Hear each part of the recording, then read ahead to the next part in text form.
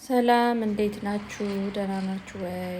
እንኳን ለብርሃነ ትንሣኤው በሰላም አደረሰን እያልኩኝ ይኸውላችሁ እንግዲህ ዛሬ እላችኋለሁ ስጋ ልገዛ ወጥቼ ዶሮ ልገዛ ወጥቼ ምስር ሽንኩርት ገዝቼ ተመለስኩ እላችኋለሁ። አጋጣሚ የሄድኩበት ሾፒንግ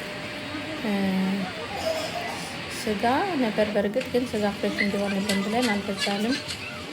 ዶሮ ግን ፍሪጅ ላይ የቆየ ነው ምናምን ነገር ብለው ፍሬሽ ይሻለናል ሌላ ቦታ ሄደን እንገዛለን ብለን ሳንገዛ ከዛ ወጣላችኋለሁ። ኤኒዌይስ ግን ሾፒንጉን ኒውት የቱርኪ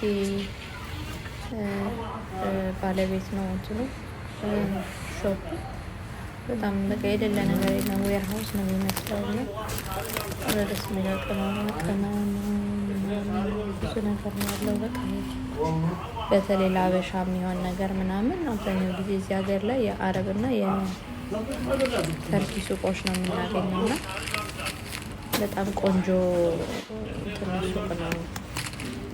ኤኒሃው አንዳንድ ነገሮች ሸምተን መጣን። እዚህ አሁን አትክልቶች ምናምን ነበሩ ፍሬሽ አትክልቶች። እዚህ ጋር ደግሞ እኔ ካልደፋው ብሎ ልጄ ያው ከብዶት እየተጋጭ ባይዘወይ ነጭ ሽንኩርት እኔ እንደዚህ የተላጠ ገዝቼ ነው የምፈጨው። ይሄ መላጥ ምናምን ድሮ ቀረ አልጠ ጊዜ እንትን አለ። የተላጠውን ገዝቼ ከዝንጅብል አድርጌ ፈጭቼ ምናምን ነው ማዘጋጀው። ይህን የመሰለ ስጋ መሸጫ አላቸው። ሀላል ነው ስጋው። ያው ሙስሊሞችም እኛም ክርስቲያኖችም ለምንገዛው ስደት ላይ ስትሆን አርደህ መብላት ምናምን የለም። እንደዚህ ገዝተህ ኦልሬዲ ሰራርተህ ነው የምትቆየው ለበዓል እና ግን ዶሮ የፍሬዘር ላይ ነበረ ነው ምናምን ሲለኝ ጊዜ አይ ፍሬሽ አለኛል ብዬ ምንድን ነው ጉበት ብቻ ገዝቼ ተመለስኩላቸው ነው።